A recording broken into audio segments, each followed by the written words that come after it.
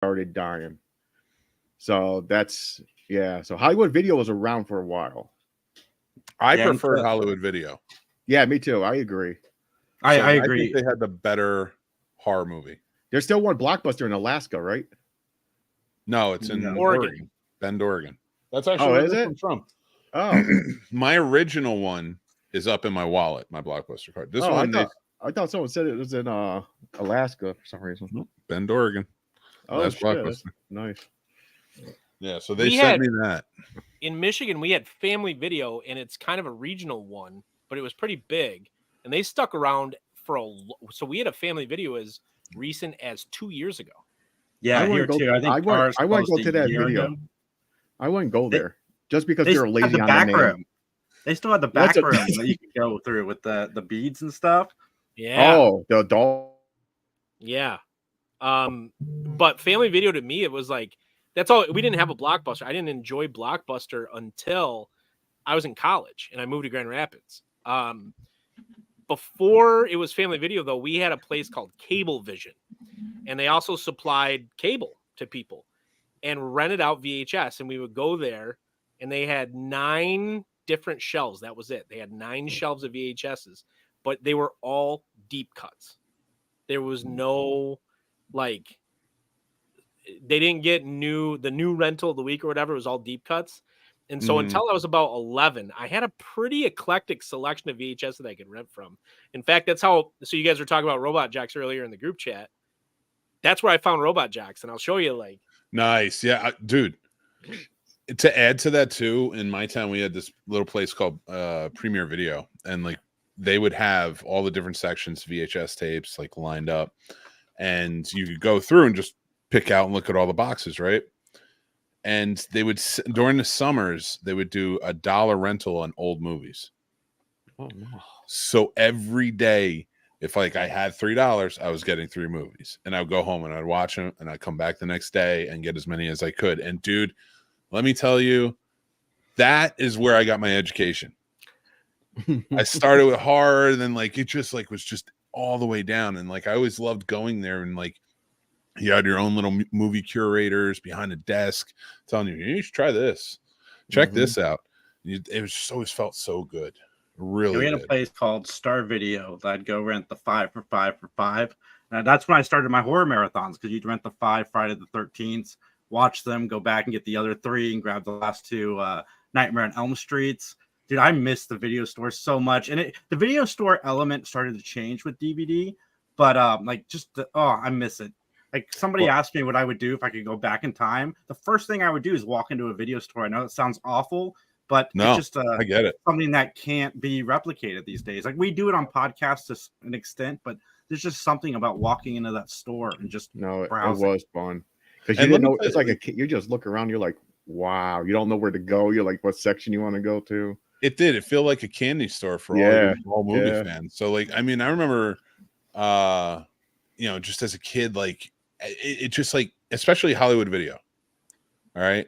Hollywood Video, I love their choices in like candies, and it just always seems sort of off, like it was Red Vines, not Twizzlers, or it was just all that little stuff. Yeah, like knockoff. Some of my favorite snacks, like remember the chocolate covered cookie dough? Yep.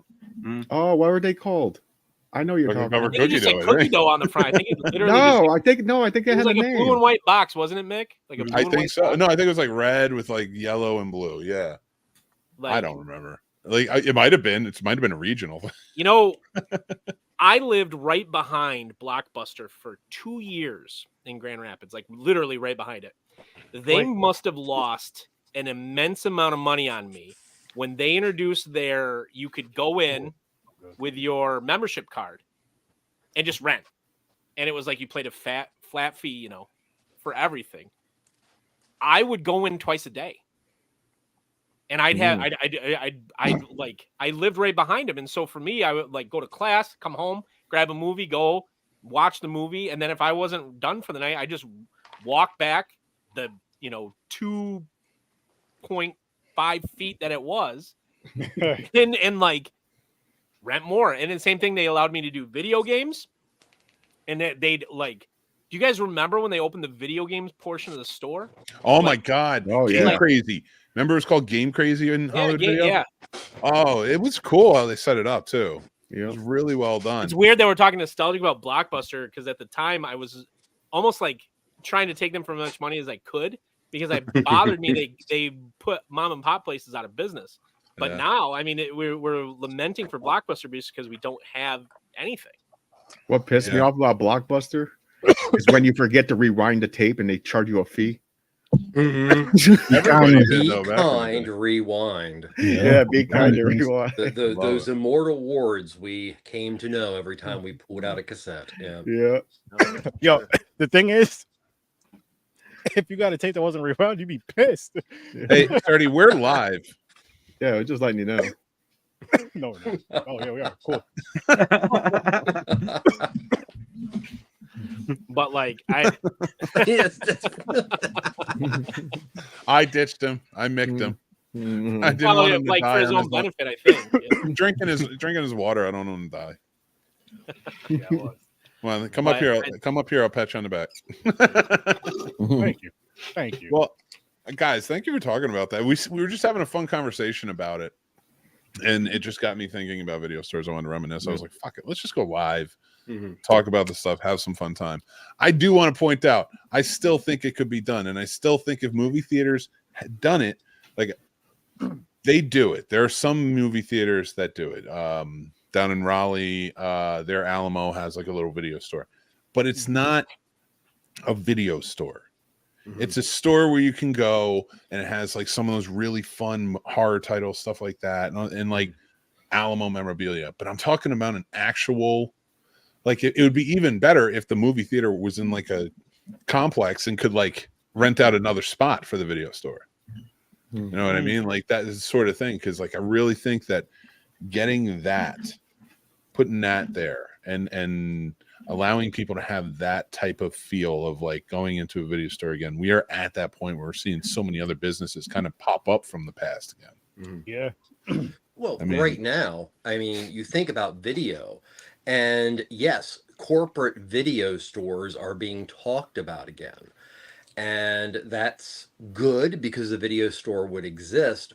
But I think the future of really good video Blu-ray stores, I mean, really going after the collectors out of necessity, once corporate America starts going vinyl, which they already are, you have these independent record stores that expand into having both.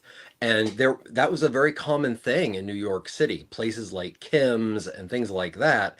You know, your first floor was music, and then your second floor was crazy wild videos you could find nowhere else. I'd like to see that as the recipe. See, that's my biggest argument sometimes too, is like, especially with the adoption of video stores, where a lot of the times it's remembered as like this place where horror and sci-fi or like really weird things could be found. And I am all for it. The underground was always great, and the underground will exist again if you bring video stores back. And that's what I love too. But like for me, it's like we got to expose everybody to everything, because there's a lot of people that masterpieces are being lost. In time, in my opinion. That like I go back and I think about, and I'm just like, nobody talks about this movie anymore. Like Spartacus was one of the biggest movies of all time. And it's nobody a Kubrick film. I mean, yeah. So. It's I think that what has to happen is you have to have local people. So I think about my local record store, right?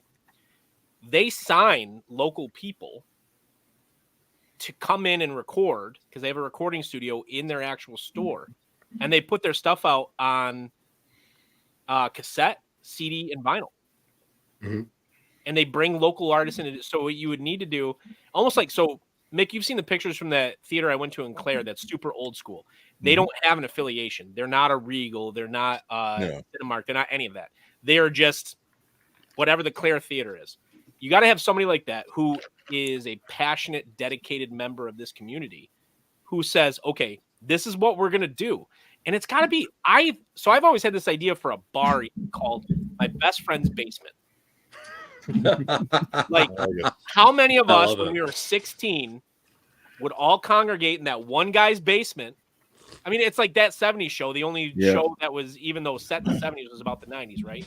We all went to that one guy's house, went to their basement, and that's what we did. And like, so you got to make it this social thing for people that are Xers and early millennials who did this stuff. And it's a one-stop shop. You know, you have like your physical media space. You have something where it's reminiscent and feels like that kind of nostalgic thing that we had. And it's a theater. But to be frank, like I've also heard that we should be our old people's homes should be like in malls. And I don't disagree with that either. Okay, well, before we go any further on that, we do got to get the show started. So I'm going to take everybody out, and we're going to get the show started. Everybody, thanks for joining in tonight. Let's get ready. All right.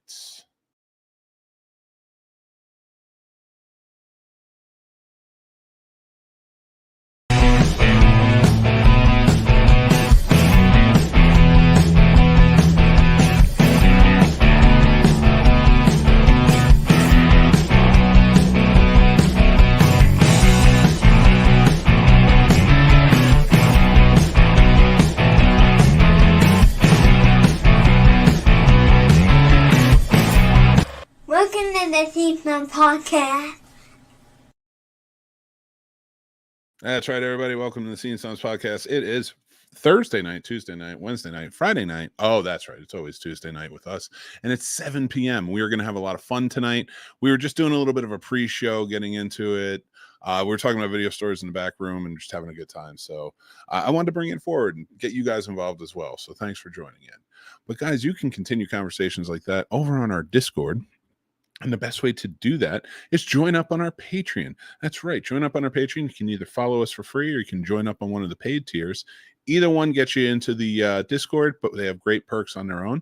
But right now, until August 20th, or we get 100 patron followers, whichever comes first, we are going to be giving away this Deadpool, or Headpool, as I should say, popcorn bucket from AMC. That's right. So you can see a very cool detail. Really went into it. I did a review video for it, but it is never used, and I'm going to be giving it away to one lucky patron, and another lucky patron in that time will be winning this Wolverine with the figure and straw and everything cup. It's a pretty cool little cup. So I want to show that to you guys. I also want to thank our sponsor of this episode, StubHub. We love you. I'm going to see AJR this Friday, and I can't wait. And I got my tickets on StubHub. I got most of my tickets for stuff on StubHub.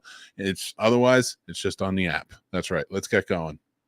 All right. I'm going to bring on my awesome co-host tonight, the man Sturdy and Dan. Trevor's here. James and Jason. What's up, everybody? They just saw you. So, I mean, it's not like there's no point in just saying, "Hey, no, let's just." Hey, everybody! I didn't know we were live earlier. What's up? Don't. I think Mick's gonna edit that part out, mate. I can. Okay. Welcome to the internet. I will do my best. I thought you knew we were live because you didn't have a camera on at first. No, I didn't have my camera on because I was setting my stuff up, and I was like, I don't want my ass in the guy's face as I'm setting. Like I had to pull my couch thing up, sit this up, and set my screen and stuff up. Dude, so I always have my camera close for that. Top 10 ass. It was a top 10 ass. It's miraculous. I loved it. And even when you stood up and we saw the crotch, even better. French kiss. Thank you, God. French kiss. Oh my God, Trevor, are you in a t-shirt? And I love it. Yes, I am. Yeah. What's your t-shirt, man? It says Black Plague European Tour 1347 to 1357. Oh, that's a death metal thing. Has to be. I love it. It's a mock metal shirt. Can I ask Trevor one question, Mick? Sure. Because I put something up specifically just for him for this episode. And I've been waiting to ask this since I found out that he is. Well, let me make you big. Okay. All right. I've had this record for a while, Trevor. This Death is what I consider to be the greatest black metal album of all time. They are the creators of right? Yeah, black metal. Thorny Crown, man. What is it? Bloody something bloody, Scream Bloody Bloody or whatever. The first album is really, really good.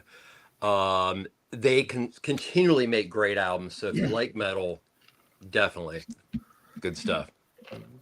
That Human is my favorite, and like I think that like they get undersold and not enough people listen to them. So I was just curious to see if there's a really horrible documentary, and it's a horrible documentary, and that's a problem. But that's for another time. Well, guys, I want to say thank you so much for coming in. I want to tell everybody, make sure you're going to hang out with these awesome people. Of course, Sir Sturdy is from Horror with Sir Sturdy Podcast, and you can follow the channel over there. And James is his co-host and his cohort on the Popcorn and Pints podcast as well. My apologies. Jason is from the Three Geeks podcast. You make sure you go check them out. They're awesome. I think if I'm correct, I'm joining you tomorrow, right? Yep, tomorrow at 8. We're going to talk Comic-Con. I love it. I love it. I cannot wait. And then Trevor, my man from Ambassador Media and Radio. Thank you so much for joining in. Well, thank you again for having me. It is always an honor, and it's amazing fun. So thank you. And my good buddy Dan, thank you so much for joining in. He hosts Betting Bros. He's one half of the hosting team of Betting Bros. Math and Smash. He is the smash to it. That is right. And now I just thought about that Deadpool masturbation joke. Yes, right. Anyway, I'm gonna let that one go. That show's funny. Go see that movie if you didn't see it yet, please, people. Well, for the review towards the end. Yeah, we're doing the we don't know if you should see it or not. You don't know if Sturdy likes it. We're gonna tell you. We're gonna tell him. We'll tell you towards the end. I'm trying to keep theaters open. That's what I'm saying. You should go support it because keep theaters open. You should go see any movie that's out there. I agree. Well, any movie that's out there. I mean, there's some. Just because we don't like it, someone else out there may like it. I mean, that's true. People like long legs. Support your local theater. Hey, I didn't see long legs yet. Oh, good old long. Yeah, that. I'm not taking any shots. Well, not really. Kind of. Definitely took a shot. A friendly one. So it's to you, Peter Anthony. I love it. I love it. All right, guys, we are doing our second. This is actually mixtape part 6, but this is the second of a 2-week excursion into the minds of us and our music. And we're doing horror movie songs. And what that means is if the song has played in a horror movie, you can use it. Right. So, I say no more than 14 with everybody. I think Dan went to 54 or something like that. I had 28 and I had to cut it back to 15. And I cannot wait. I got 15. Oh my God, you son of a guns. And I guarantee you I'm going to learn about some new subgenre of music tonight. Trevor. That I will not believe exists, and then get yelled at by people who are really into vegan grindcore. This was a major thing to ask, because once you started going down that rabbit hole, you either kept going or you just pulled the reins back. I pulled the reins and back. I had to do jumped back. So, yeah. Really quick, Trevor. What? So today I went to James's desk because we were both in the office. Uh-huh. And we were talking. I was like, "Yo, James." I was like, "What was that band's name that Trevor was talking about?" I was like, "Vegan." What? We could not think of it. No, we could not think of it. Yeah. The only thing I remember was the vegan something. What they're from. Dude, I was sitting there and listened to them. I listened to everybody's choices. I was like, I was like, this is interesting. It's an interesting trip that Trevor's taking me down. I loved it though, and I'm excited, and especially now that we're going into the horror realm. And I know how much everybody loves the horror realm here. Yeah. So what I thought is we'd kick it off with James. Okay. This is your first time on the show. So it is, James. Welcome, man. I didn't even, it is your first time. First time, yes. And I want to send some love out before you start, James. I want to send some love out to my good buddy Paul, my co-host, producer Paul. Enjoy your vacation. It is well earned, well deserved, and we love you and we miss you. We'll see you again. We can't wait to fire you again next week. I've never fired him. I think he thinks I'm going to. Oh, I fired him. Sturdy's fired him like 8 times or something like that. It's not even my show. Oh man. Go ahead, all right. James. Now tell us your tale. Okay, so I got 15. I didn't know. I forgot the exact rules, how many you needed. I was like, all right. I watched last week, and I was like, I think someone had 15. So I was like, okay, it must be 15. Are we doing round robin, Mick? Are we going like one? No. We're just he'll do his 15, and then we'll the next person. Because it's a mixtape. It's like a story. Okay. So these are not in. I have them listed 1 to 15. I'm going to go start 15 to 1. They're not really in order except for basically number 1. But okay, so I'm going to start 15. When I hear this song, it's not a Christmas song. It goes right to this movie. It's from Gremlins. Do you hear what I hear? Mm-hmm. I hear that song. It's not a Christmas song. I hear it. I go Gremlins. There's some really creepy music in Christmas time.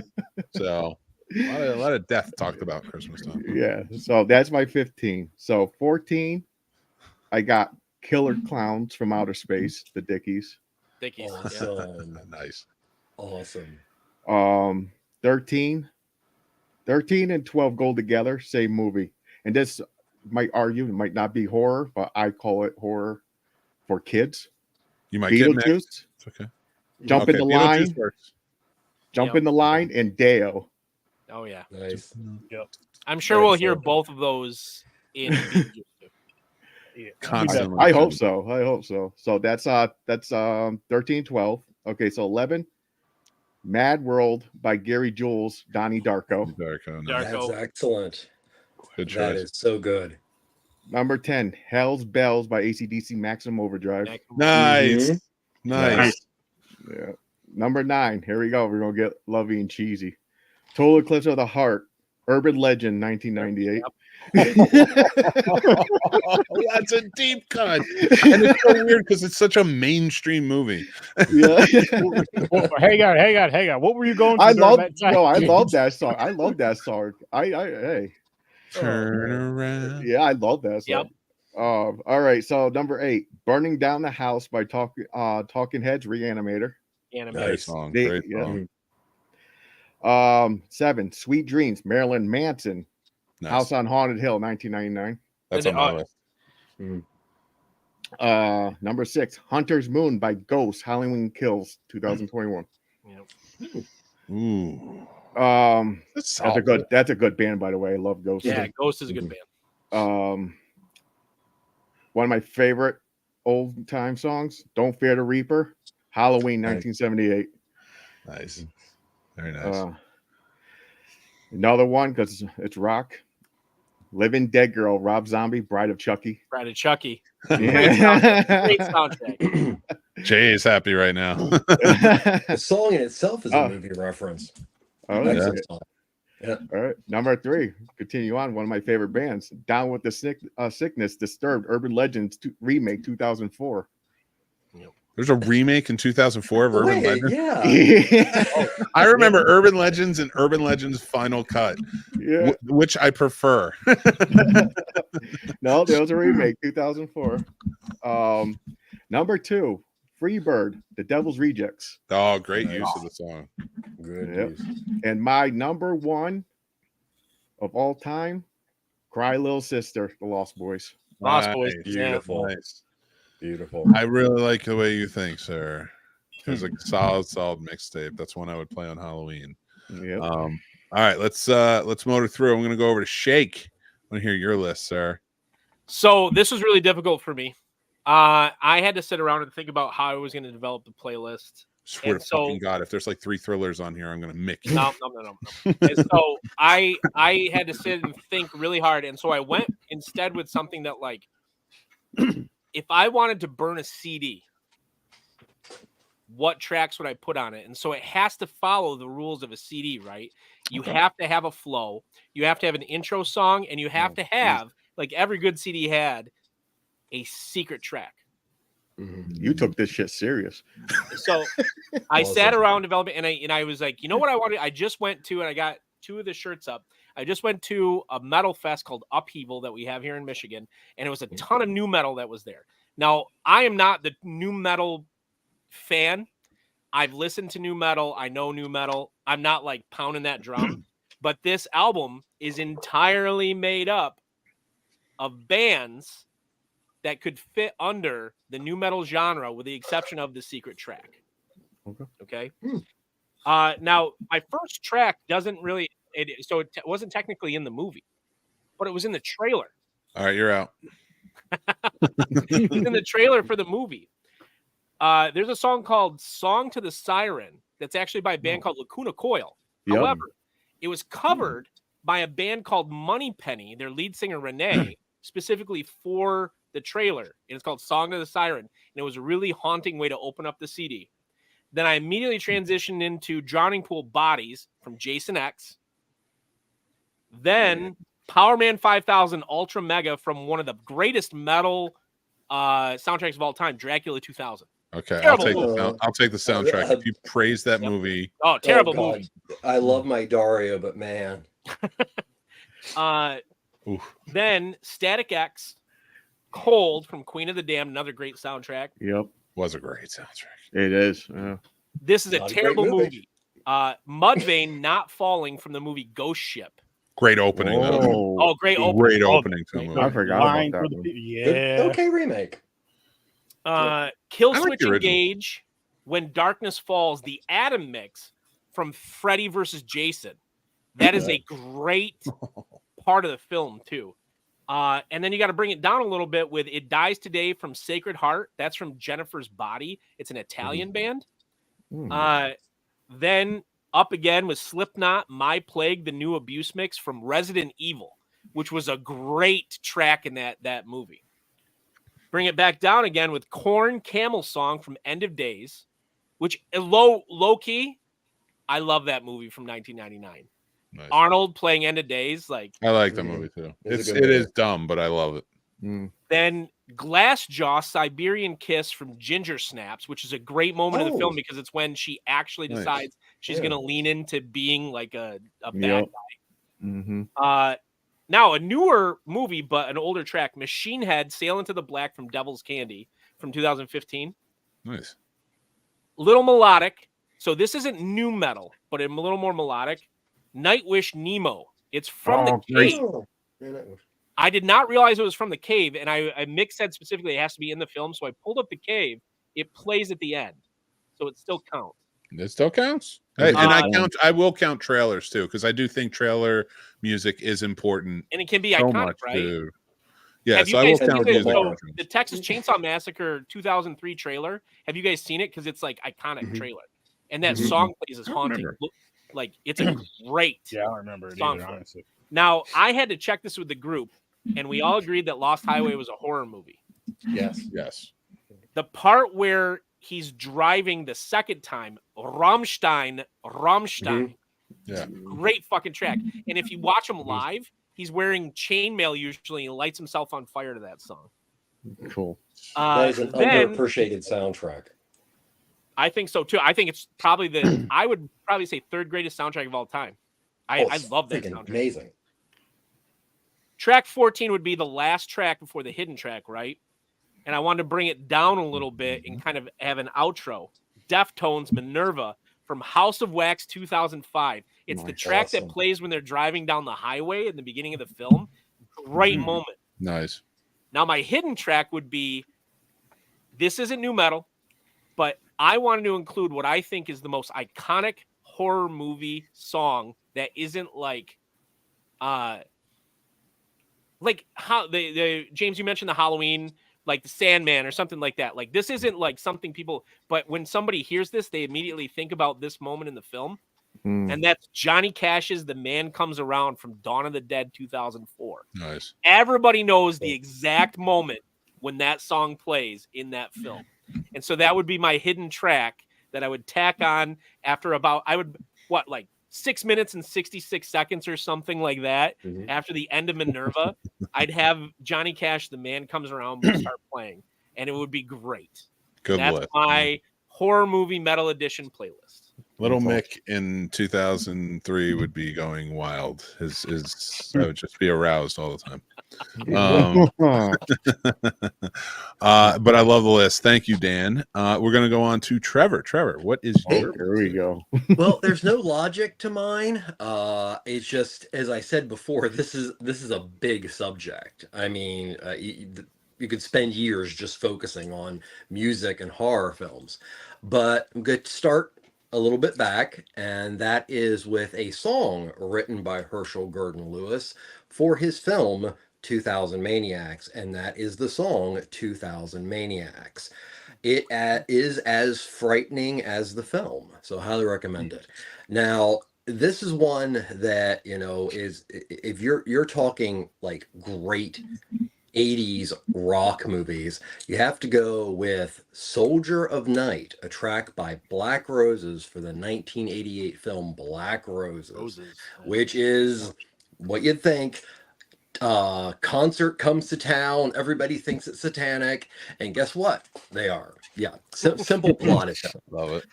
Next one was a tough one because I always want to do Italian horror, and there's so much metal in Italian horror. But the one that I think is stuck in my mind the most is from a film called Cemetery Man, and that's Iron Maiden's Be Quick or Be Dead, which is just an amazing track. Now, this is the track I think everybody should bow down to as far as the perfect horror, and that is Bauhaus, Bela Lugosi's Dead from Tony Scott's film The Hunger, 1983. Then we're Can gonna I time out real quick, Trevor? Yeah. No. So, are there any? I can't remember from the film. Are there any David Bowie songs on the soundtrack from The Hunger? No, but That's I think weird. he, Why I think wouldn't- he had some connection with the writing of some of the music for the film. Most Okay. of the non-songs are a public domain classical. Okay, I was curious because it just made me think of it. The Hunger has such an iconic image of Bowie, and like it's probably I think it's surprising that he's not. Can you imagine him doing a cover of Bela Lugosi is Dead? That would be phenomenal. But anyway, continue. Sorry. Okay, so this is kind of a weird one because I don't know. So I picked a song from Jaws. It's from an iconic scene. It's called "Show Me the Way to Go Home," and By it's the from Andrews? that scene in which they're all shit-faced and they're singing a song that was released by, this is a pseudonym, Irving King, and released back in 1926 by Frank Crumit. And that is "Show Me the Way to Go Home." It's a classic sea shanty. And then I moved it up to something more contemporary but older. And it's a song written by Harry Mercer, performed by Paul Whitman's Swing Wing back in 1938. And that's Jeepers Creepers, the version used in the film. Next, because it sets the atmosphere perfectly, and that is Cure's Burn from one of the great soundtracks of all time. That is 1994's Crow. And then I'm going to go to 2003 with a song that honestly propels everything in the movie. And that is Muse with the song Newborn from Hot Tension or Switchblade Romance. Next one, I didn't know exactly who was performing it, but if you've seen it, the original Wicker Man, there's a song called Maypole Song from 1978. If you want to see Christopher Lee sing and see one of the greatest folk horrors, this is one for you. Now, this is a weird one, and we're getting down here. I just put it down as a whole film. It's called Terror on Tour. It came out in 1980. It is a truly adherent slasher film, but the band, the Clowns, play music all the way through it. But there's like no background unless you watch the films and what these are called. And then I'm going to jump into another rock oriented horror film from 1984, Rocktober Blood, from a band named Sorcery, with a very high-pitched song called I'm Back. And then we're just down to the last four of my 15, which is Guitar Wolf Jet Generation from the 1999, whatever you want to call it, film, we'll call it horror, Wild Zero. Hank Williams Sr. with Rambling Man from a great film named Dust Devil. And my last two David Hess singing Wait for the Rain from the soundtrack of Last House on the Left from 1972. And yes, Krug is David Hess. Great one. And this one, finish out, goes out to Sturdy. Naked City performing Bonehead Something from crazy. I love it. 1997's Funny Games. Oh, Yeah, See? funny Look at that. game. Perfect. Love it. That was a Look great at list. that. That's great. Yes. And I'm telling you right now, I know Trevor. I know you're like, "Oh, I'm gonna come on here, and he's not gonna know any of these songs I'm talking about." But that's not true because at least one of your songs is on my list. Awesome. Probably the most recognizable one.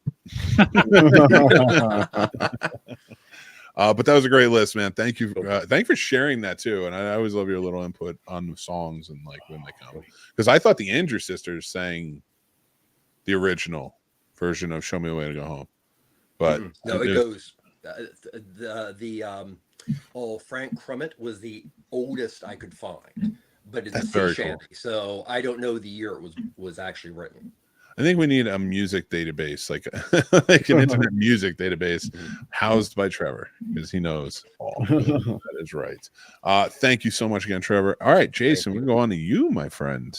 What is your All right, list? so this list was a little harder for me because outside of hip hop, I listened to a lot of scores. So of course, all the like horror I was thinking of were scores, but I did put together a playlist that I would actually listen to.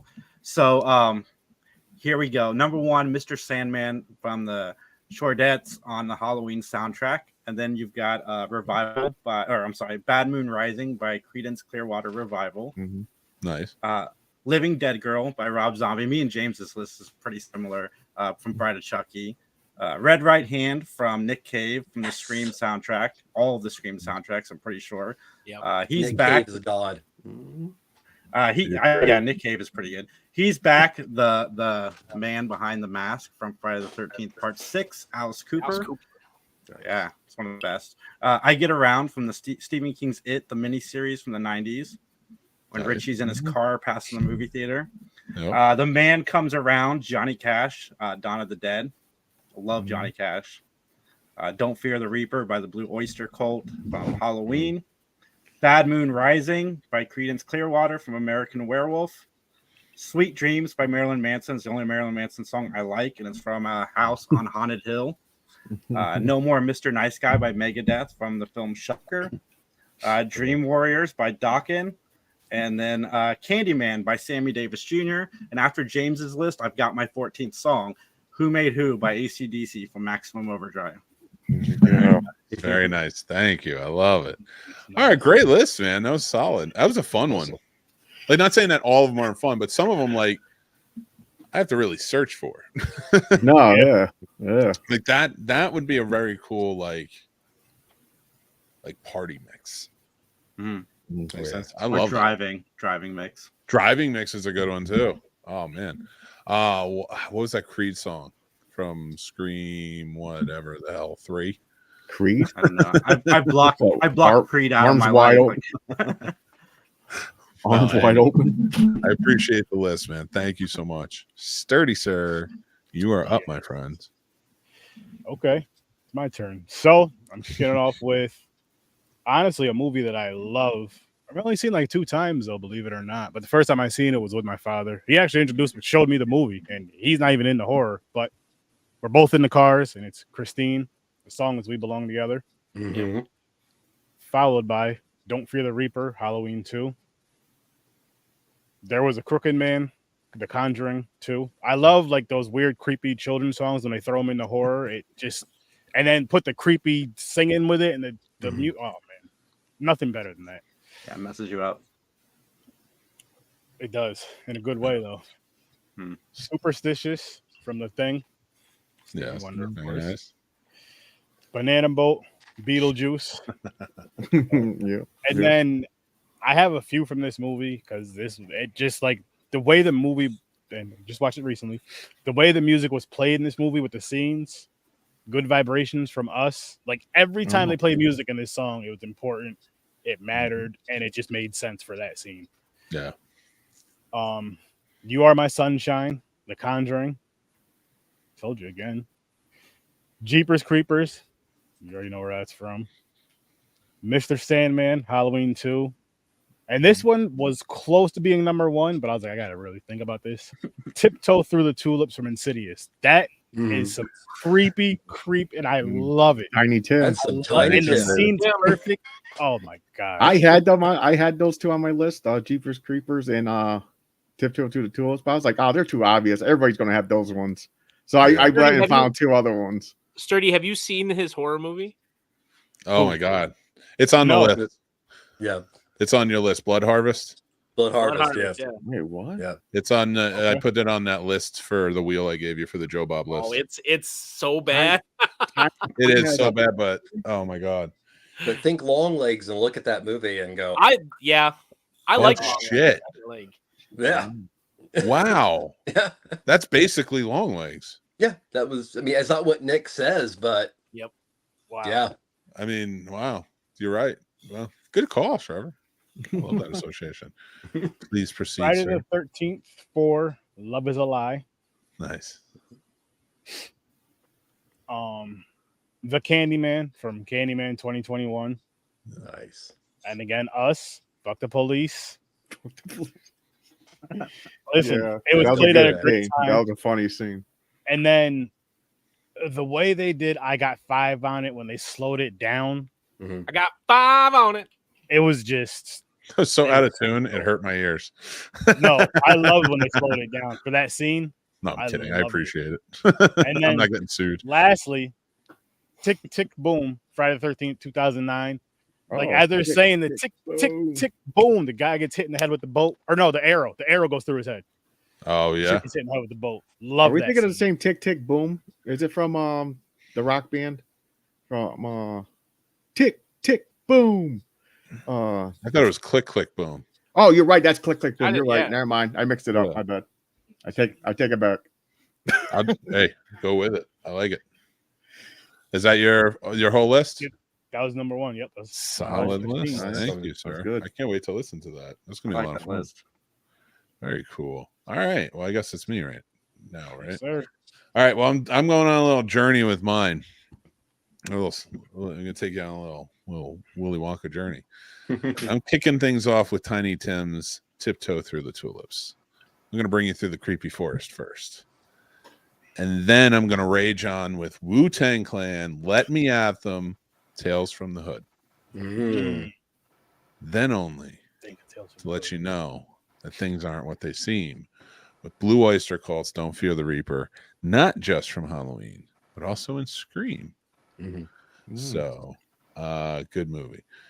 Then I'm gonna let you know that you're in Dream World now. Marilyn Manson's Sweet Dreams from House on Haunted Hill. And then we're going to take a trip through the 80s a little bit. This is important. 80s is a very important decade to horror.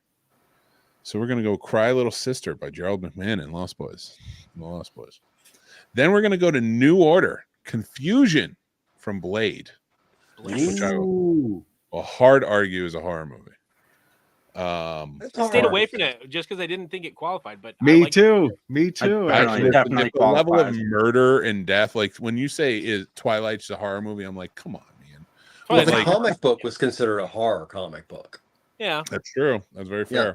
It's like I love Werewolf that by soundtrack. The Night. Blade soundtrack was so Yeah. good. Like, Yeah, it So was. good. And that's such I'd a great consider song. Blade horror. I'd consider. Oh yeah, Blade horror. totally. Absolutely.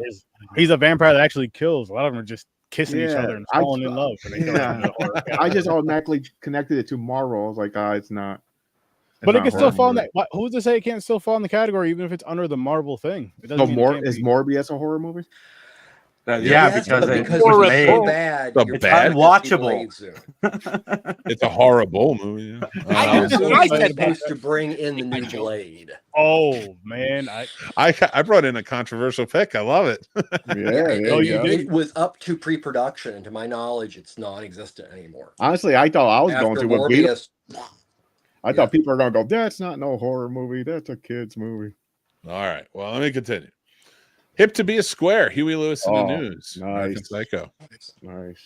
And then, of course, I'm going to bring it home because I got to get us out of the 80s, but not too far out of the 80s. I'm going to go with Ghostbusters, Ray Park Jr. Awesome horror comedy. And then at number 10, I got to slow things down a little bit. Bela Lugosi's Dead by Bauhaus. Yes. But then I got to speed it right back up because we're going to the Pet Cemetery with the Ramones. Yes. Awesome. And then because we're in that Pet Cemetery and all those little critters are waking up, we're getting Superstition through Stevie Wonder. And then I got 5 on it. I feel good. It's a little creepy still. Like kind of brings us down, brings us out. It's a little creepy. I got 5 on it by Lunas from Us. But I had to add in the secret track at number 14, Dan. The secret track. And that is probably the greatest hair metal horror movie 80s song Trick of or all Treat. time. Nope. Wasp, Scream Until You Like It from Ghoulies 2. Really? Awesome. Wow. I have So not here's the heard thing that I'm Wasp surprised. mentioned in years. So just the fact that that name came out of your mouth makes me a little giddy because I was like, I can't remember the name of the band, but most people consider Trick or Treat from the 80s to be the greatest Mhm. horror movie band of any of the horror movie bands. Like I can't, what's the band name? I can't remember. Do you remember, Trevor, or no? no, I don't. But, like I I had know. to avoid, because I went with the new metal stuff, so I hair metal was out, all that stuff. Mhm. I had to avoid that. Yeah, I think that is the greatest example of 80s horror metal of all of them. Even though I love Dokken, don't get me wrong. I mean, I have the damn poster. Like, Mhm. I was surprised you didn't go with that, Mick. But that's a good An pick. indie, wait. An indie horror film that people rediscovered even existed because they started packaging it and selling it at Walgreens for $1. And somehow the horror community adopted it with fervor of cult classic. Does not go down as the great, just because Gene Simmons and Ozzy Osbourne both playing off Typer in this movie does Well, not warrant them to the You greatest know metal. who's I can't remember. He's a wrestler, but he's the lead singer of the band Fozzy. Oh, Chris Oh Jericho. God. Chris Yeah. Jericho is like, he bangs that drum for that movie, like bangs that drum hard. And the He whole bangs reason the drum for Blood Sucking Freaks too. yeah, but so the whole reason I discovered it, I didn't know about it. I thought Trick or Treat from 2008 or whatever was the only Trick or Treat movies. So It's I didn't Skippy know from about it. Family Ties stars in the original. Like, it's, and what a good movie it is too. Like, honestly, it's like super fun to watch. But I discovered it because of Chris Jericho. I thought it was done better by that movie. I think Trevor made mention of it. That movie with the band that comes to town and possesses Black Roses. everybody. Yeah, Black. Yeah, I couldn't think Black of the name of it. Roses. Like Yeah. Roses. Yeah. I thought it was done better in that one. Honestly, like there's a Well- few where like with rock bands that I like a lot. Listen, Rock and Roll Zombies is terrible, Yes. but I love Yes. it. I love it. So So before we get into the next stage, can we all pick what our actual favorite metal soundtrack or horror soundtrack of all time is? Oh, I don't even know. I couldn't tell you. No, because like Bride of Chucky's been mentioned a couple did you just times. say favorite horror metal soundtrack? I don't Well, know. horror That's a soundtrack. deep I meant to one, say, like. but for me, it's like I have the metal in mind for my list. Like, I have a favorite horror soundtrack for sure. It's not Bride of Chucky, even though that's damn close. But I have a favorite horror soundtrack of all time for sure. Does anybody else? Favorite horror soundtrack of all time. What, all time or just metal all time? Oh, Like, any all horror, time because is like me. I don't want to limit it, but like for me, it happens to be metal. Like I don't know. I'd have to Mm, like on the spot. It's a great question, but I'd have to go and really like do my research because are we counting scores too or no? Just soundtracks. just soundtracks, like because for me, it's Dracula 2000. I have never seen that movie. I saw the beginning. You That was don't it. want to. You don't want to. But that soundtrack is Pantera, Slate. Like, that is an amazing soundtrack.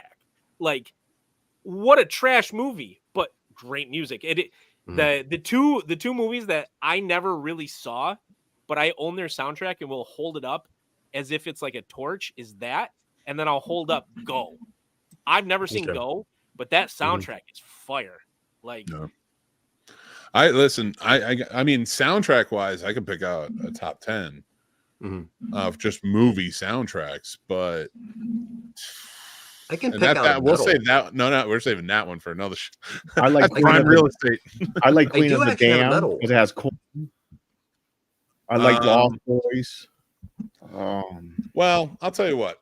I'm gonna think about this one. Yeah, that's hard. I don't I'm know. not going to answer that question now, but if we all want to come back, we can talk about our favorite because I have to think about that. That's it took me a while to put this list together. Yeah, it did. it was a long go for it. Like I said, I cut it back from 29 songs. Like Jesus, I love it. All right. Well, guys, it is that time. We're going to let some of you go. We're going to go and start our review, but I want to thank you guys for coming on tonight. Jason, go check them out at the Three Geeks Podcast. I'm going to be live with them there tomorrow talking about San Diego Comic-Con 2024. I want to thank you for coming on, sharing your list. Appreciate you. Go check out Three Geeks. Follow them everywhere. And until next time, brother, I'll talk to you soon, my friend. See you guys soon. James, you can see he's one half of the Horror Source 30 podcast, and he is also one of the hosts of Popcorn and Pints. You can check him out every Thursday night at 8 and every Saturday night at 9 p.m. Go check him out and follow him over there because he's awesome. James, thank you so much for joining in tonight. Thanks for having me, and have a good night, everybody. You too, sir. Yes, buddy. And Trevor, my friends, I appreciate you. Ambassador Media and Radio, thank you so much for coming out. You always are a wealth of knowledge. Thank you. And Well, thank you for the shout out. Hey, no problem, bud. Yeah. Yes. Anytime. Yes. Appreciate you, sir. And I appreciate your list and coming on here. Go check out Trevor. He's an awesome guy and he knows his stuff. But thank you, Trevor. We're going to let you go. And then until next time, we'll talk to you soon, brother. Thank you all. All right, guys. Well, I'm going to get us straight here. okay. Get out of my spot. Get out of my spot. Stay away. You put me there. Well, yeah, I did. Well, guys, I'm sorry it was such a rush. I know today was such a crazy jumbled day, but we were having such a fun conversation. It was like, this feels like the video store. This feels like when you're with your friends talking about movies and stuff. I was like, I just want to go live and share that with everybody. Can I say something really quick? You know, something I always wanted to try. What was getting Meth? like no, not that. Getting a random movie, right? Like a random Blu-ray horror movie, of course, and say I watched the movie and I send it to say Mick, and maybe I put something that's from up here, like some sort of sticker or something that's from here. From that, you send it to Shake. Shake sends it to Jason. Maybe Jason sends it to James. James sends it to Tim. Tim sends, just okay. I know it's only one movie. I think it would be something like that would be kind of cool. And then from that, maybe send it to a follower from one of our things, like, hey, and then you start sending it to people. Like, it'd be cool. How I ended up with that bubblegum zombie killer movie. And you know what, though? I would put what the hell was that called, Sturdy? I can't remember. Oh, it was like bubblegum. The girl was the one with the mutant girls, the mutant girl squad. Yeah. With the zombie killer, whatever. Like, and I bet I was not in a normal state of mind and immediately bought it on Amazon. He did. God. I didn't tell him to either. He just to go upstairs. I just was like, yeah, I'm gonna buy this. God. And I said it in the comments. I was like, I and it sent me a picture as proof. I'm like, Dan, I believe you. I told you I got it. I love that. And I love your idea, man. And I think if you got like the only thing I would get is like maybe like a big piece of paper, like a white, nice piece of paper, like an actual like glossy one, fold it up and put it in the thing. And then everybody who gets it maybe signs it or writes a little note or something. That'd be fun. That could be cool too. The thing with that is I know how my handwriting is, and it's terrible. Oh no. I'm not talking about a lot. Just be like, sir, you could just write Sir Sturdy. Yeah, I know. I'm just saying. You could just put your sticker on it. How's that sound? Yeah, that's probably what I ended up doing, putting a sticker. Boom. Well, I want to say but I do like that. Before we get started on our next thing, because I want to share this again for anybody who's joining in late. Or just, screws up everything that I screwed up.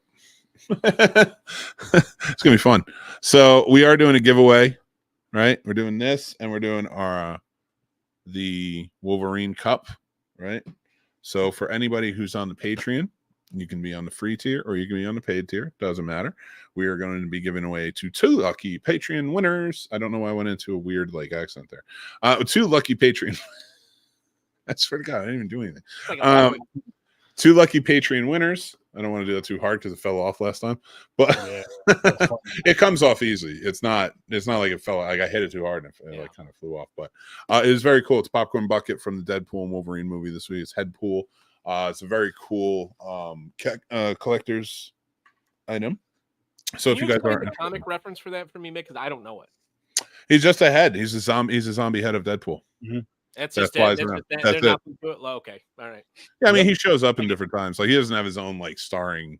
Okay, thing, I so didn't know if he had his own run or something like that. I was like, I He's thought just maybe it was a Deadpool. He's a blowjob joke. I didn't know. So he's just a variant of Deadpool. As the no, so it's pretty cool they showed up. Like it's just kind of random, but they did a lot of that, and we're going to talk about that in our review. But we are doing the giveaway. Like I said, you join up with the Patreon, and then you, like I said, free or do one of the paid tiers. Help support the channel. There's lots of perks for both, and then you are entered in to win. We're just going to pick at random 2 lucky winners. So go ahead and do that. Links down below, or you have the wonderful little QR code right there. But it's time, guys. It's time that we review Deadpool and Wolverine. I know my man is super stoked about this one. You both are. I can see it. I can see all the excitement on your face. I don't know who do you want to start with, Mick? Because I could go forever on this. Well, before we do, and we have till before 8:30, but we still got time. But so we have a good conversation to go. But before we get started, Deadpool and Wolverine, of course, is the 3rd installment in Deadpool franchise where we see him teaming up with Wolverine to save his reality before the TVA takes it out. Mr. Paradox is at the helm of that, played by Matthew McFadden, who was made famous from the Succession television show. So they get stuck in the void. They have to fight Cassandra Nova, which is Charles Xavier's twin sister that ate him in birth in another universe. There's so much going on for me too, because I didn't know that reference. Which one is it? Cassandra. I have no idea who Cassandra is. It's not like a full reference. Like it's not even main. Like it's a variant reference where she survived in it. So it's like I can't tell you much about it, but I do know Cassandra Nova. She shows up every once in a while. She causes trouble, but she wasn't like a super main villain. They made her like really powerful in this one. Yeah, she was like ungodly powerful and apparently immortal. Yeah. Like I was like, what? Yeah, I don't know all of her powers, but I mean, she is Charles Xavier's sister. She is formidable, but he was always sort of around. But yeah, they did a lot with this, and we're gonna go into spoiler territory, but not at first. What I'd like to do is do a non-spoiler review of this. So that's the movie's about. Deadpool has to get Wolverine to save his universe, but gets stuck in the void and has to get his way back out. That's the non-spoiler version. Before we go to the spoiler, I want to hear what you guys think. I'll put up our ratings for now while we talk about it. But what's your non-spoiler ratings? What's your non-spoiler feelings about this movie? 4.5 stars for me. It's not without its faults, but it is a great addition to the MCU. Like, even though it's his foray into it, like it's a great addition to the MCU. I think that Hugh Jackman shows this was more than a money grab, which was huge. I was worried he would phone it in. I don't think he did at all. And oddly enough, if I can explain why I took half off, I think that as long as it's not a spoiler. Nope, it's not. I think Ryan kind of might have phoned it in a little. Maybe he was too focused on the writing. Mm-hmm. But it is not his strongest performance of the franchise. Okay. I get that. Sturdy, how about you, man? What'd you give it a 5 out of 5? I had a great time with it. And what was cool, real quick, what was cool about this, too, the experience was me and the wife went. And this is actually the first movie that she watched of this trilogy. She tried to watch the first one, couldn't get into it at first, I guess because of the way the comedy is. But after watching this one, she laughing through the whole thing just like I was, had a great time with it. She wants to watch the other two now. Which I was like, I kept telling her, I was like, you're going to have a good time with it. Once you actually watch it and sit down and, kind of just let go, turn your brain off, You're gonna have a good time.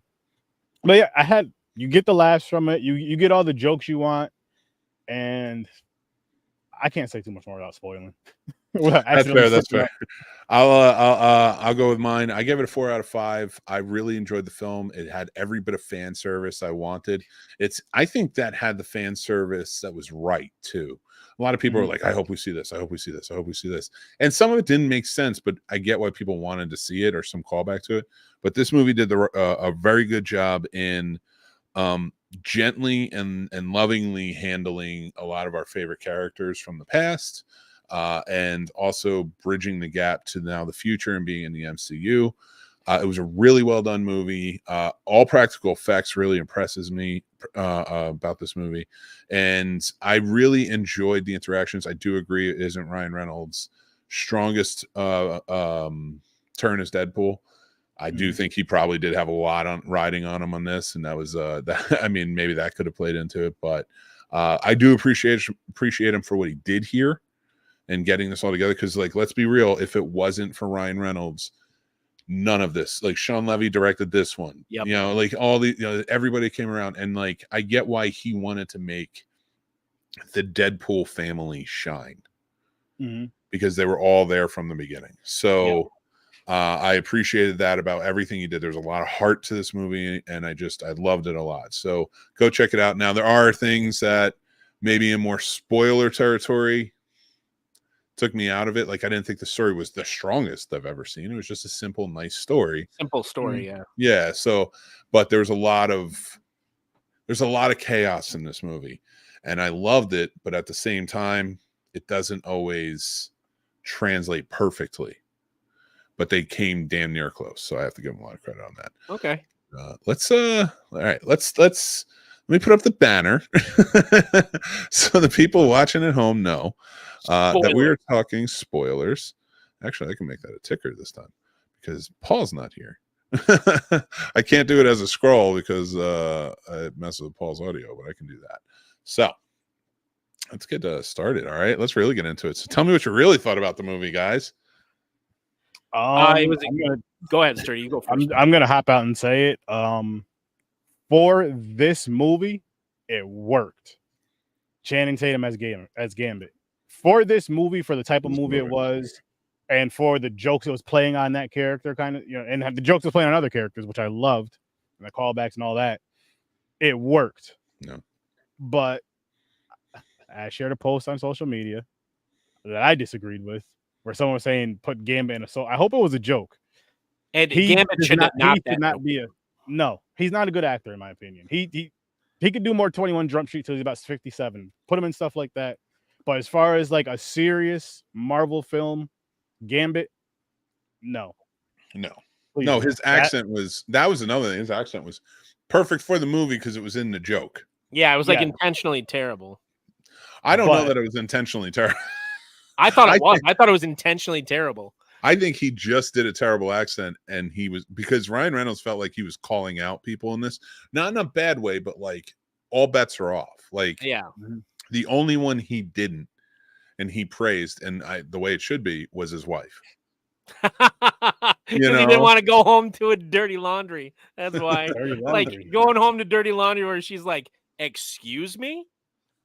Yeah. Oh no, when he was like just had a baby, seems brand new down there.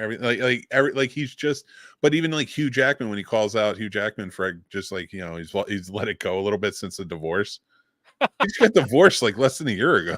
That's it. He was with his wife for like 30 years or something. Like, oh, so like he did not mind going hard in this. I didn't mean to cut you off. I just wanted to throw that out there. It's like I gotta give him credit on that one. No, he definitely didn't.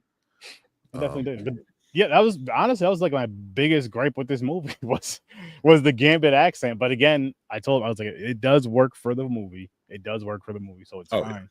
So it's fine. Not a strong. I mean, you could say that not a strongest story, but other than that, again, I don't have too many complaints. Well, Gambit survived. Yeah. I don't know if everybody survived, but Gambit survived because at the end, in the post credits.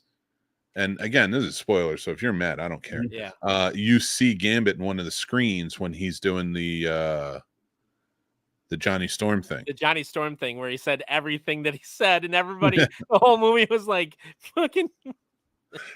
Dude, when Wolverine looked at him and goes, "You piece of shit, you guys got him killed."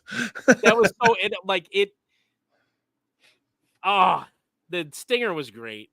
So was I gave good. it 4.5 stars, and like I already mentioned that Ryan Reynolds doesn't turn in his like best performance, but it was what it needed to be. The story is chaotic, like Mick said.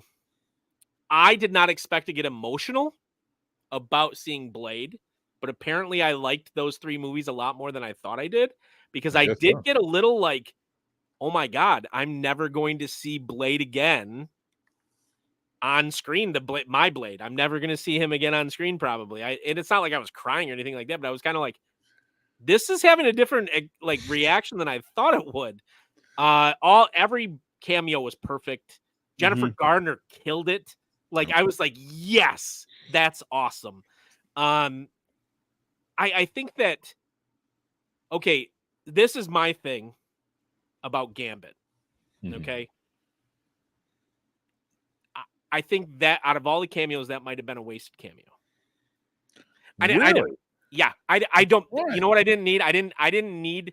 I would have much rather seen another one of the characters. Like, how hilarious would it have been if it had been Eric Bana? No, I don't think it would have been Like- anything as other than Gambit Really? or Like, I would have another. loved to see Eric Bana or Edward Norton or No, I don't want anyone. Like, you can make that another joke in it, but I don't want to see anyone else on that team besides Gambit, Channing Tatum playing them, unless it's another developed but never came out Fox. you would mutant. rather have that. Yeah, because that was what the joke was. The whole point Yeah. of like, I don't know my daddy. I don't know. I could have been born here. Like the whole like, how many times has Fox developed a New Mutant movie? And I don't mean the New Mutants. I mean like a New Mutant movie for the X-Men, and it never went anywhere. Yeah. And it was so wasted and so lost. And like that's why I thought, but I also thought having the accent so bad and calling it out. Squeezing him into that suit. He is a big man. He's a big dude. They squeezed big him in. dude. Like, But he went all. I'll give him this. The accent sucked. He looked fun in the costume. Like it looked cosplay. It didn't look real. Yeah, it looked like he was at a convention. It's like when people are like, "Oh my god, Nick Cage looked amazing as Superman." I'm like, "Are we looking at the same test Same photos?" guy. as Oh, I'm Nicolas looking Cage at? looked terrible. I love Nicolas Cage. He looked terrible. Superman. Oh, yeah. We all know how you feel, Sturdy. I'm gonna buy you that pillow that Mick sent you. I'm gonna buy you that pillow, Sturdy. I love it. But no, so like just all of that stuff. Like I thought him taking the action seriously. Do you like It was good. how they handled the sequence with them essentially not killing Cassandra and then Cassandra still turning out to be the big bad? Because I was like mixed on it. That was one part in the plot where I was like, they kept it mutant, and I like that. I like that he keeps Deadpool in the mutant realm. Okay. Like, yes, we have non-mutants in there. We have other Marvel entities, but he keeps Blade in the mutant realm. Not Blade. He keeps Deadpool in the mutant realm. Like, he's going to get Wolverine. Like in the last movie, it was Cable. It was Colossus. Like, yeah, you could get anyone, and every villain was an X-Men villain.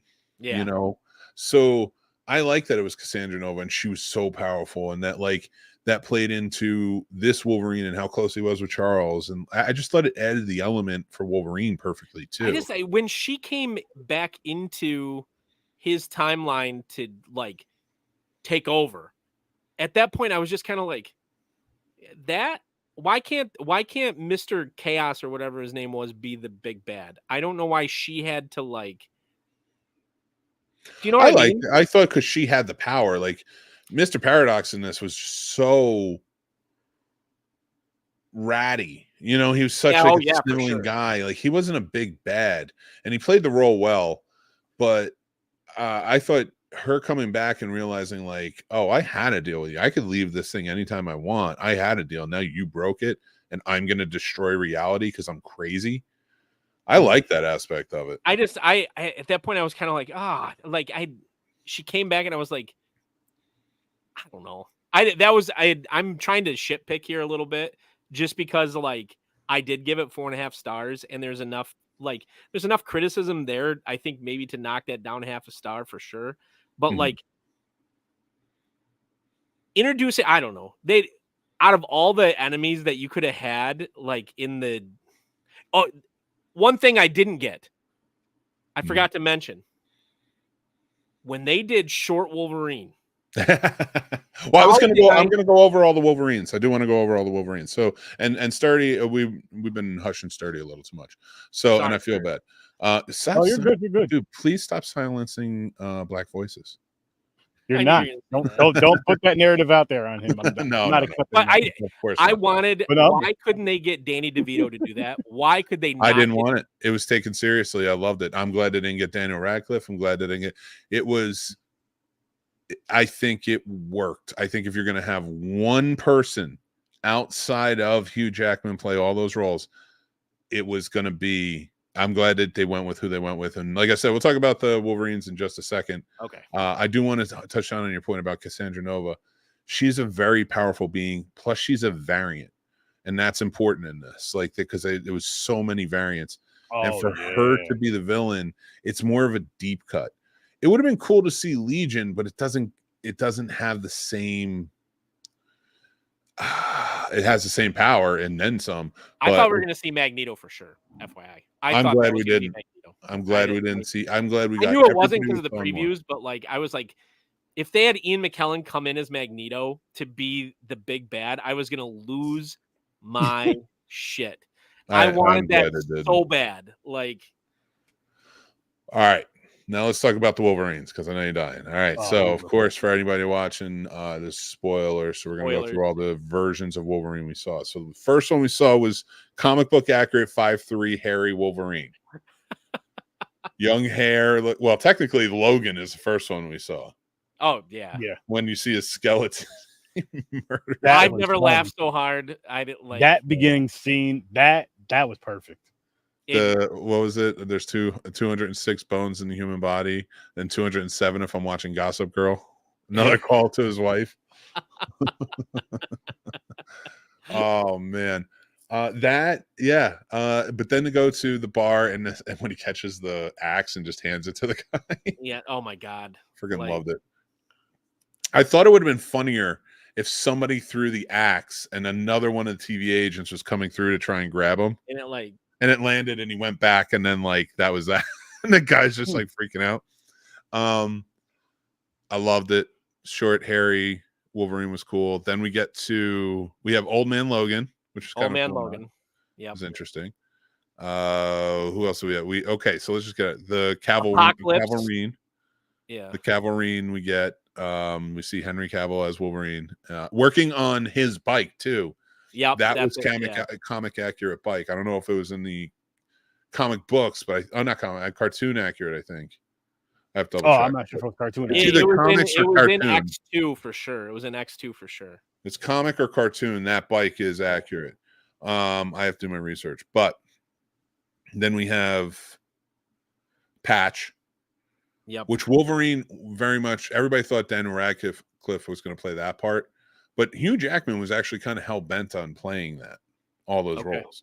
Because those were kind of like his dream to play these different roles. All these different or do these stories and stuff. We have the Apocalypse where his hand's missing, and then oh my god, the John Byrne Brown and Tan fighting the Hulk. Oh yeah, And when he puts up, if you look closely enough to his claws when he puts it up, it's on the mask, but for good reason. They put the reflection of Hulk's face in the blades like they do in the comic. Did they make it gray like it should have been? I didn't catch it. No, it was green because he was green in the movie. Oh, okay.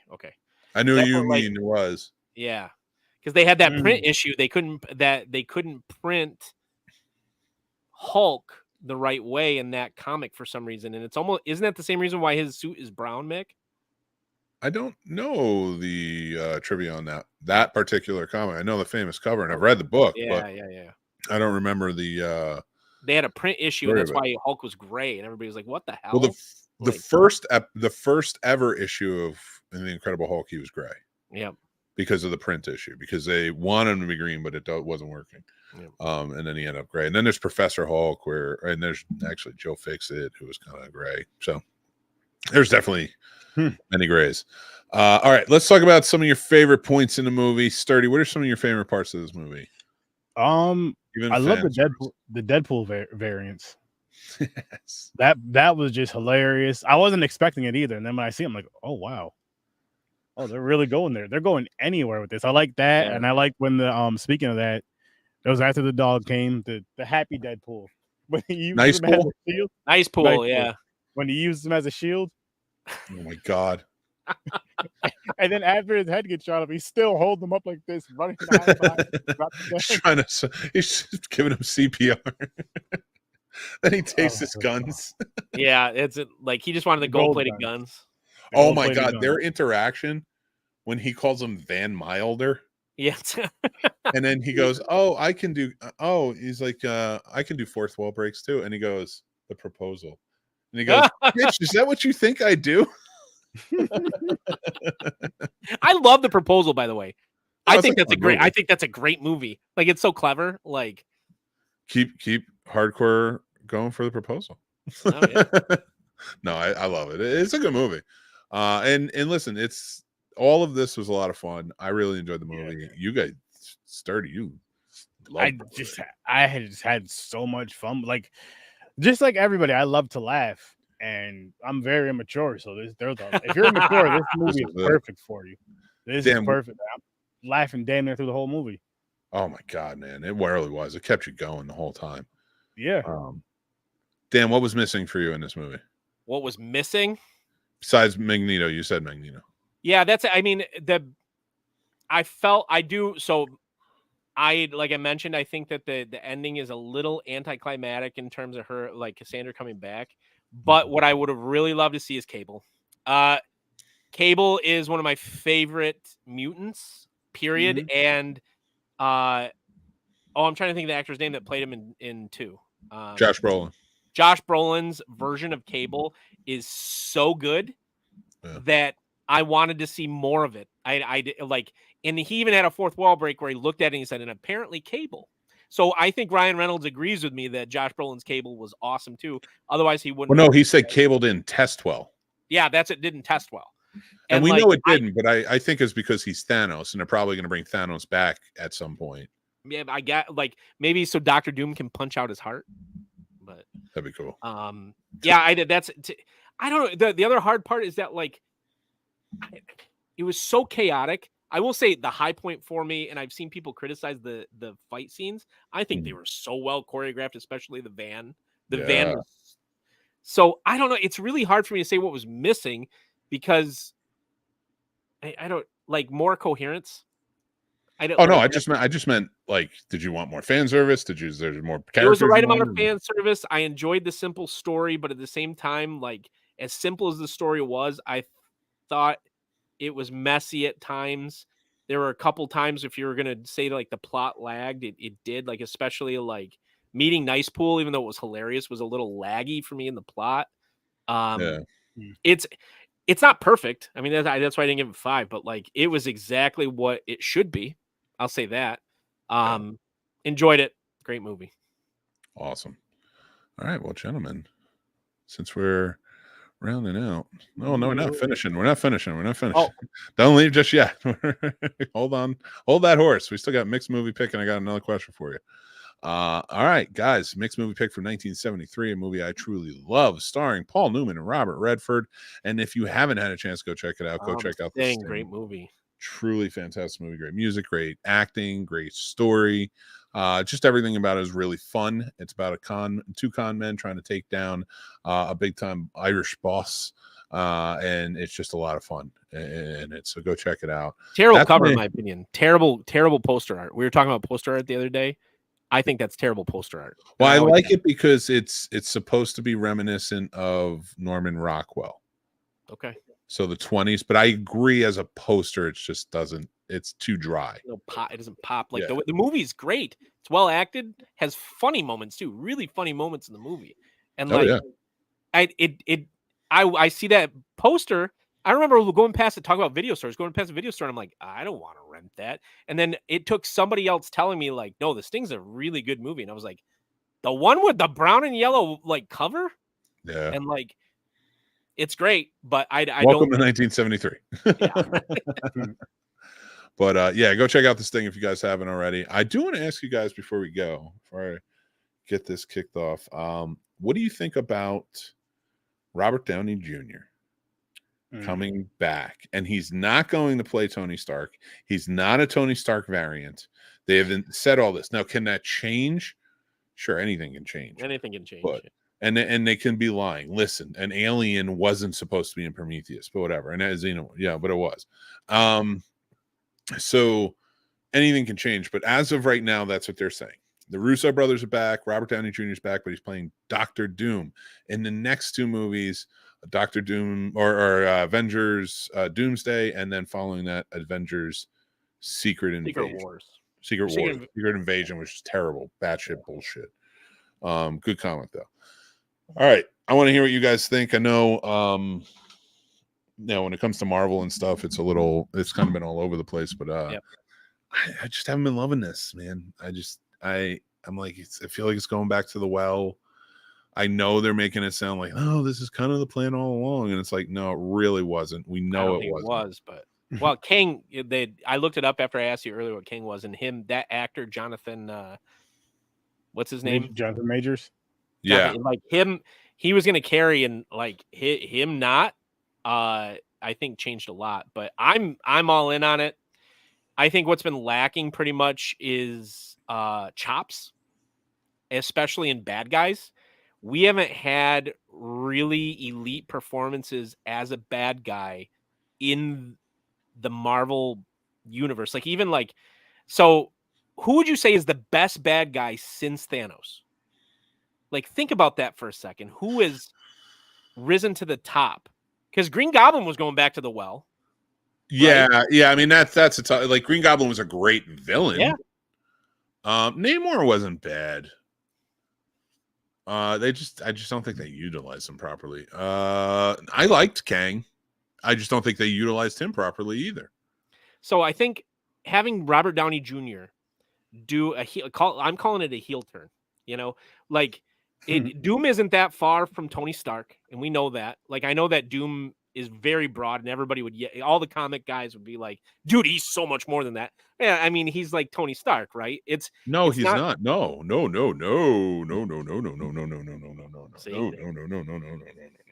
Guy in a suit. No. I will defend Doom all day long. And that was Stan Lee's favorite character. Yeah, it was. Wait, I thought the Hulk was. He loved Dr. Doom because Dr. Doom's only a villain because he knows, and let's don't base it on the movies. Dr. Doom's intellect is on the same level. If we're going movies, I would put him at Tony Stark. Maybe even more. Because he has a working understanding of all his variants. In fact, in the comics, he went through and started killing all of his variants to gain their powers and knowledge. Okay. That's like how powerful he was becoming. But his whole sole motivation is he knows that the best outcome for the future of humanity is that he has to be the ruler. So like he knows, and this isn't like he thinks this. He knows this. He believes it. Like no, he knows it. Like he saw his future, and he knows. Like he saw all the options. It's kind of like when Doctor Strange is like reading all the different options. He realizes the best hope for humanity is him ruling. I'm not even gonna lie, because for 8 years in the Secret Wars, he did a good job. having actors with chops as the bad guys is what made the first sequence. All the best movies have the best bad guys, right? Like you need a good anybody can play a hero, but you need good bad guys. And Robert Downey Jr., even though he's being paid $80 million, it looks like a cash grab. I think he's going to go full out, be a great bad guy. And he has chops. He knows the universe. He knows the fans. I'm in on it just because I'm tired of seeing half-assed bad guys. We don't have good villains.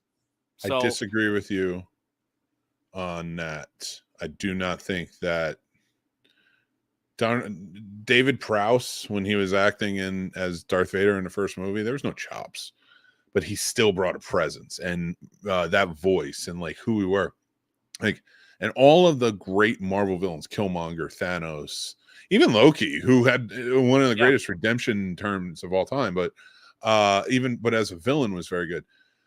Good acting, and not a lot of star power or whatever. I would have preferred that. Honestly, just a really good actor with good writing who understands. Look what Ryan Reynolds did with Deadpool. Like he understood that character so well. And that's what I want Marvel to do more of, because you keep saying to us, like, listen, it's a movie. It can't be like the comic book, but you've gone to the well of comic books for every ounce of what you're doing here. And you've done a good job adapting them. Don't get me wrong. I'm not taking away their writing skill, but Kang should have the first villain that, the first hero to go up against Kang should have never been Loki. Oh no. That was, and not to say like the He Who Remains was not bad, and I could still get over that because that is one variant of Kang. But and I could get over that because he didn't need to be powerful and he needed to die, so that I can get over that. But it shouldn't have been the first time we saw Kang. Now, it's like almost like when we saw Thanos the first time at the end of Avengers when he smiles. It's like that's what we needed from a Kang before we got there. Show some power, show somebody fearing him. And then when we get to Quantumania, and like he's going up against not only Ant-Man, but like cartoon character type of characters, it's like, this is ridiculous. Yeah. And he lost. So he lost all credibility of being a villain. If I'm being honest, I think they probably should have killed off the Wasp in that movie and left Ant-Man stuck there for a while.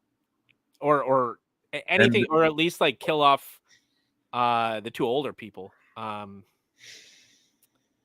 like that's the thing, is like I feel like Robert Downey Jr. being Doom brings back stakes. By chops, I'm not. By the way, I'm using the term wrong. I'm actually talking just good actors. I don't like. Oh, I see what you're saying. I thought you meant like had A-list. Yeah, I see what you're. I'm misusing the term. That's my fault. Like I want good acting in the bad guy roles because you look it's at important. It's important. Anybody can play a hero. Yeah. You look at every good version of Batman. You know what he has? An amazing foil. You look at every the superhero movies are not made by the superheroes. They're made by the bad guys. I disagree there. Like they can be made by both. Like Batman Begins didn't have a perfect bad guy, but it was a good film. I don't know, man. I don't like the twist though. It's so I don't know. I wanted somebody. I didn't know Dr. Doom was going to be the plan. I had no idea. He wasn't until they had to pivot because of all the Kang shit. But I was up in the air, like, who's it going to be? And it's got to be. I knew it had to be somebody that was good because they're struggling. And I just think he's good. He's good. I think it takes away from that ending of Iron Man. And just because he's good, I don't think that you should. And he's not going to wear the fucking mask. That's what's going to drive me crazy. He's not going to wear the mask. Oh, he's not. No, I thought that was no way. He barely wore the Iron Man mask. The whole third movie was about him getting out of the costume. Yeah. And it's like, and most of the time, and I get that he wants to act, but like Doom needs to be in that costume. That costume is part of what makes him so mentally unstable. I thought he had to because his face is all fucked up. It does. It regenerates in his, like it helps with his healing and all the pain that he goes through and everything. So like it has multiple functions. But the whole point of it is like he feels trapped in this. My entire Doom knowledge, by the way, comes from the first Fantastic Four movie. No, please. I beg you. I beg you. That's it. That's my entire Doom knowledge. Go read the wiki, like the Marvel wiki or something, just on Dr. Doom, and you'll fall in love with him. But Sturdy, do you have anything you want to add before we take off? I do want to. Well, with the Dr. Doom thing, I agree with you both as far as like I do feel that it does need star power. I do feel like villains do need star power, but yeah, I do wish they picked somebody other than Robert Downey Jr. Just in the point of giving somebody else a shot, like giving that other actor that shot, or I wouldn't even be mad if they made Doctor Doom a woman. Whatever. I know people are gonna cry about that. So what? But no. What I'm getting yeah, at they'd is have opinions. I guarantee you. put the That's true. best person that can play that role at it, and I would like a lesser name in the sense. Like I know you need a star power. But I would like a really good actor with a lesser name in the sense of this can blow up their career, like how this Iron Man definitely helped Robert Downey Jr. I'm not saying he wasn't good at all, but from his redemption and all that, I mean, he's getting $80 million for this too. That's You know what actor they wasted? Idris Elba. Who? They wasted Idris Elba. Yeah. He was so I know his that's a star different wasn't topic for there another yet. day, but like he was the first when you said Sturdy, like it could have been like anybody. I was like, I would like to see Idris Elba in that role. Like, but then again, I want to see him in every movie. So Well, like, that problem was he wasn't a big enough star to lead a movie yet, but he was big enough from Luther and everything to kind of bring some, credence to the weight role. to it. Yeah. Plus, Kenneth Branagh just loved him. Yeah. And I don't blame him. Probably worked with him before. Should have been James Bond, people. Should have been James Bond. Shame on you. Yeah. I love it.